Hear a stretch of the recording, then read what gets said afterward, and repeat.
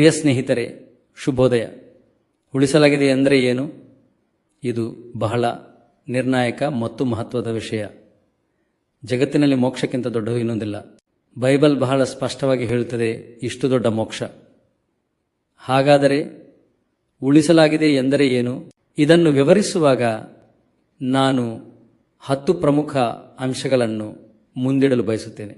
ಉಳಿಸಲಾಗಿದೆ ಎಂದರೆ ಏನು? ಮೊದಲನೆಯದು, ಪಾಪದ ಶಿಕ್ಷೆಯಿಂದ ರಕ್ಷಿಸಲ್ಪಟ್ಟಿದೆ. ಬೈಬಲ್ ಹೇಳುತ್ತದೆ, ಎಲ್ಲ ಜನರು ಪಾಪಿಗಳು ಮತ್ತು ನ್ಯಾಯತೀರ್ಪಿಗೆ ಅರ್ಹರು. ನಾವು ಈಗಾಗಲೇ ಖಂಡಿಸಲ್ಪಟ್ಟಿದ್ದೇವೆ.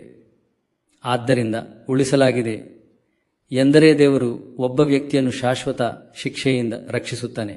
ಹಾಗೆದು ಪ್ರತಿಯೊಬ್ಬರೂ ಆದಾಮಹವ್ವರ ಕಾರಣದಿಂದಾಗಿ ಶಾಶ್ವತ ಶಿಕ್ಷೆಯೊಂದಿಗೆ ಜನಿಸುತ್ತಾರೆ. ಆದರೆ ಒಬ್ಬ ವ್ಯಕ್ತಿಯು ಉಳಿಸಲ್ಪಟ್ಟಾಗ ಅವನು ಶಾಶ್ವತ ಶಿಕ್ಷೆಯಿಂದ ರಕ್ಷಿಸಲ್ಪಡುತ್ತಾನೆ. ರೋಮನ್ನರು 6:23 ಅದು ಹೇಳುತ್ತದೆ, ಪಾಪದ ಸಂಬಳ ಮರಣ.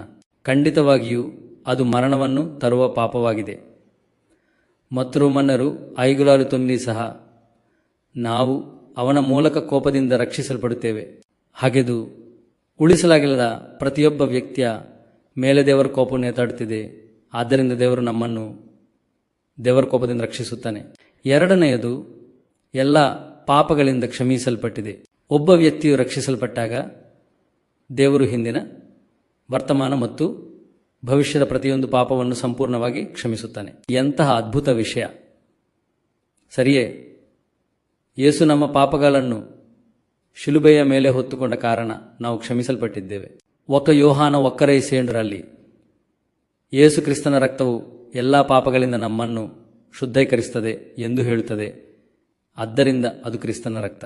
ಅಪೊಸ್ತಲರ ಕೃತ್ಯಗಳು 10:43 ನಂಬುವವನು ಪಾಪಗಳ ಕ್ಷಮೆಯನ್ನು ಪಡೆಯುವನು. ಇದು ಇನ್ನೊಂದು ವಿಷಯ. ಯಾರ ಪಾಪಗಳು ಕ್ಷಮಿಸಲ್ಪಟ್ಟಿವೆ? ಅವು ಆಶೀರ್ವದಿಸಲ್ಪಟ್ಟಿವೆ. ಹಾಕದು ಒಬ್ಬ ವ್ಯಕ್ತಿಯು ರಕ್ಷಿಸಲ್ಪಟ್ಟಾಗ ಅವನ ಕರ್ತನಾದ ಯೇಸು ಕ್ರಿಸ್ತನ ಪೂರ್ಣಗೊಂಡ ಕೆಲಸದ ಮೇಲೆ ತನ್ನ ನಂಬಿಕೆಯನ್ನಿಡುವಾಗ ಅವನು ಎಲ್ಲ ಪಾಪಗಳಿಂದ ಕ್ಷಮಿಸಲ್ಪಡುತ್ತಾನೆ. ಮೂರನೆಯ ವಿಷಯವೆಂದರೆ ದೇವರು ಹೊಸ ಹೃದಯ ಮತ್ತು ಹೊಸ ಜೀವನವನ್ನು ನೀಡುತ್ತಾನೆ. ಒಬ್ಬ ವ್ಯಕ್ತಿಯು ರಕ್ಷಿಸಲ್ಪಟ್ಟಾಗ ದೇವರು ಒಳಗಿನಿಂದ ವ್ಯಕ್ತಿಯನ್ನು ಬದಲಾಯಿಸುತ್ತಾನೆ. ಹೊಸ ಆಸೆಗಳು, ಹೊಸ ಹಂಬಲಗಳು, ಹೊಸ ಜೀವನ. ಹಾಕಿದು ಇದೆಲ್ಲವೂ ದೇವರ ಕಡೆಗೆ. 2 ಕೊರಿಂಥ 5:17 ಯಾವ ಮನುಷ್ಯನಾದರೂ ಕ್ರಿಸ್ತನಲ್ಲಿದ್ದರೆ ಅವನು ಹೊಸ ಜೀವಿ ಎಂದು ಹೇಳುತ್ತದೆ. ಹಾಕಿದು ಒಬ್ಬ ವ್ಯಕ್ತಿಯು ರಕ್ಷಿಸಲ್ಪಟ್ಟಾಗ ಅವನು ಹೊಸ ಹೃದಯವನ್ನು ನೀಡುತ್ತಾನೆ. ನಾನು ನಿಮಗೆ ಹೊಸ ಹೃದಯವನ್ನು ನೀಡುತ್ತೇನೆ. ಯೆಹೆಜ್ಕೇಲ 36 ಮತ್ತು 26. ಪ್ರಿಯ ಜನರೇ, ಇದು ಎಂತಹ ಅದ್ಭುತವಾದ ವಿಷಯ. ಆದ್ದರಿಂದ ಮೂರನೆಯ ವಿಷಯ, ನಾವು ರಕ್ಷಿಸಲ್ಪಟ್ಟಾಗ ದೇವರು ಹೊಸ ಹೃದಯವನ್ನು, ಹೊಸ ಜೀವನವನ್ನು ನೀಡುತ್ತಾನೆ.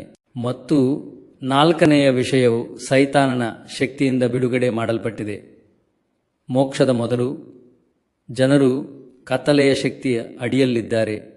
ಆದರೆ ದೇವರು ಅವರನ್ನು ರೂಪಾಂತರಗೊಳಿಸುತ್ತಾನೆ, ಅವರನ್ನು ತನ್ನ ಬೆಳಕಿನ ರಾಜ್ಯವಾಗಿ ಪರಿವರ್ತಿಸುತ್ತಾನೆ. ಕೊಲೊಸ್ಸೆಯವರಿಗೆ ಒಣಬದ್ದೂನು, ಆತನು ನಮ್ಮನ್ನು ಕತ್ತಲೆಯ ಶಕ್ತಿಯಿಂದ ಬಿಡುಗಡೆ ಮಾಡಿದನೆಂದು ಬೈಬಲ್ ಹೇಳುತ್ತದೆ. ನೀವು ಇನ್ನು ಮುಂದೆ ಕತ್ತಲೆಯ ಶಕ್ತಿಯ ಅಡಿಯಲ್ಲಿಲ್ಲ, ಆದರೆ ರಕ್ಷಿಸಲ್ಪಡದ ವ್ಯಕ್ತಿಗೆ ಅವನಿದ್ದಾನೆ. ಕಾಯಿದೆಗಳು 26:18 ಅವರನ್ನು ಕತ್ತಲೆಯಿಂದ ಬೆಳಕಿಗೆ ತಿರುಗಿಸು. ಹಾಕೆದು ಒಬ್ಬ ವ್ಯಕ್ತಿಯನ್ನು ಉಳಿಸಿದಾಗ ದೇವರು ಅವನನ್ನು ಕತ್ತಲೆಯಿಂದ ಬೆಳಕಿಗೆ ತರುತ್ತಾನೆ. ಮತ್ತು ನಾವು ಹೇಳಬಹುದಾದ ವದನೆ ವಿಷಯವೆಂದರೆ ದೇವರು ಶಾಶ್ವತ ಜೀವನವನ್ನು ನೀಡುತ್ತಾನೆ. ಅವನು ಮೋಕ್ಷವನ್ನು ಪಡೆಯುತ್ತಾನೆ ಎಂದರೆ ನರಕದಿಂದ ತಪ್ಪಿಸಿಕೊಳ್ಳುವುದು ಮಾತ್ರವಲ್ಲ, ಅದು ಒಳಗೆ ದೇವರ ಶಾಶ್ವತ ಜೀವನವನ್ನು ಪಡೆಯುವುದು. ಹಾಗೆದು ಬೈಬಲ್ ಜಾನ್ 3:3 ಹೇಳುತ್ತದೆ, ನಂಬುವನಿಗೆ ಶಾಶ್ವತ ಜೀವನವಿದೆ. ಜಾನ್ 5:9 ಮರಣದಿಂದ ಜೀವನಕ್ಕೆ ದಾಟಿದೆ. ಹಾಗೆದು ಅವನಿಗೆ ಒಂದು ಜೀವನ. ಉಳಿಸದ ವ್ಯಕ್ತಿಗೆ ಜೀವನವಿಲ್ಲ. ಅವನ ಆತ್ಮದಲ್ಲಿ ಸತ್ತಿದ್ದಾನೆ. ಆದರೆ ದೇವರು ನೀಡುವ ಹೊಸ ಜೀವನವು ಅವರನ್ನು ದೇವರಿಗಾಗಿ ಬದುಕುವಂತೆ ಮಾಡುತ್ತದೆ. ಮತ್ತು ನಾವು ಹೇಳಬಹುದಾದ 6ನೇ ವಿಷಯವೆಂದರೆ ದೇವರ ಮಗುವಾಗಿ ದತ್ತು ಪಡೆದಿದ್ದಾನೆ. ಮೂರನೆಯ ವ್ಯಕ್ತಿ ದೇವರ ಕುಟುಂಬದ ಭಾಗವಾಗುತ್ತಾನೆ. ಸರಿಯೇ? ಹಾಕೆದು ಅವನನ್ನು ದೇವರ ಕುಟುಂಬದಲ್ಲಿ ದತ್ತು ತೆಗೆದುಕೊಳ್ಳಲಾಗುತ್ತದೆ. ಅವನು ಅವನ ಮಗು. ಯೋಹಾನ ಒಟ್ಟಿ ಹೇಳುತ್ತದೆ, ಆತನನ್ನು ಸ್ವೀಕರಿಸಿದ ಎಲ್ಲರೂ ದೇವರ ಮಕ್ಕಳಾದರು. ಹಾಗೆ ಮತ್ತು ಗಲಾತ್ಯ 6:7 ಹೇಳುತ್ತದೆ, ನೀವು ಇನ್ನು ಮುಂದೆ ಗುಲಾಮರಲ್ಲ, ಮಗನಾಗಿದ್ದೀರಿ. ನಾನು ದೇವರ ಮಗನಾಗಿದ್ದೀನಿ. ಮೊದಲು ನಾನು ಗುಲಾಮನಾಗಿರಲಿಲ್ಲ, ಆದರೆ ಈಗ ದೇವರು ನನ್ನನ್ನು ತನ್ನ ಕುಟುಂಬಕ್ಕೆ ದತ್ತು ತೆಗೆದುಕೊಂಡಿದ್ದಾನೆ. ಆದ್ದರಿಂದ ನಾನು ಇನ್ನು ಮುಂದೆ ಪಾಪದ ಗುಲಾಮನಲ್ಲ, ಮಗನಾಗಿದ್ದೇನೆ. 7ನೇ ಅಂಶ, ದೇವರೊಂದಿಗೆ ಶಾಂತಿ. ನಾನು ಇನ್ನು ಮುಂದೆ ದೇವರೊಂದಿಗೆ ದ್ವೇಷದಲ್ಲಿಲ್ಲ, ಸಮನ್ವಯ ಮತ್ತು ಶಾಂತಿ ಇದೆ. ಹಾಕಿದು ನಾನು ದೇವರೊಂದಿಗೆ ಸಮಾಧಾನಗೊಂಡಿದ್ದೇನೆ. ರೋಮನ್ನರು 5:8 ಅದು ಹೇಳುತ್ತದೆ, ನೀತಿವಂತರಾಗಿದ್ದೇವೆ, ನಮಗೆ ದೇವರೊಂದಿಗೆ ಸಮಾಧಾನವಿದೆ. ಉಳಿಸಲ್ಪಡದ ವ್ಯಕ್ತಿಗೆ ಸಮಾಧಾನವಿದೆ, ಅವನು ದೇವರ ಶತ್ರು. ಎಫೆಸ 2:14 ಕೂಡ ಹೇಳುತ್ತದೆ, ಆತನೇ ನಮ್ಮ ಶಾಂತಿ. ದೇವರು ಸ್ವತಃ ನಮ್ಮ ಶಾಂತಿ. ರಕ್ಷಿಸಲ್ಪಟ್ಟ ಜೀವನದ ಆಶೀರ್ವಾದವೆಂದರೆ ಒಬ್ಬರ ಜೀವನದಲ್ಲಿ ದೇವರ ಶಾಂತಿಯನ್ನು ಹೊಂದಿರುವುದು. ಎಂತಹ ಅದ್ಭುತ ವಿಷಯ! 8ನೇ ಅಂಶವೆಂದರೆ ಪವಿತ್ರಾತ್ಮವು ಒಳಗೆ ವಾಸಿಸುತ್ತದೆ ಮತ್ತು ನಡೆಸಲ್ಪಡುತ್ತದೆ ಎಂದು ನಾನು. ಪವಿತ್ರಾತ್ಮವು ಒಳಗೆ ವಾಸಿಸುತ್ತದೆ, ನಮ್ಮನ್ನು ಮಾರ್ಗದರ್ಶನ ಮಾಡಲು, ನಮಗೆ ಕಲಿಸಲು, ನಮ್ಮನ್ನು ಪರಿವರ್ತಿಸಲು.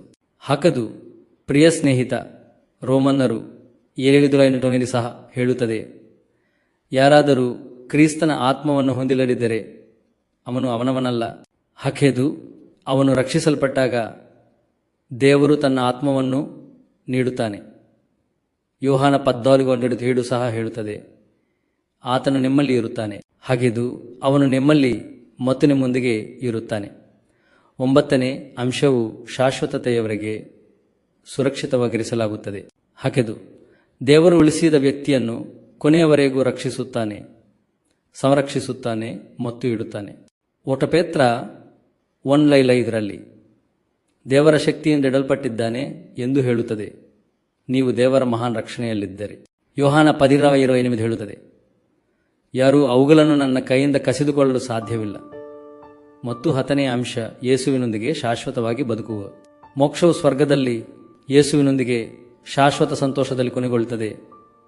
ಹಾಗೆದು ಅವನು ದೇವರೊಂದ.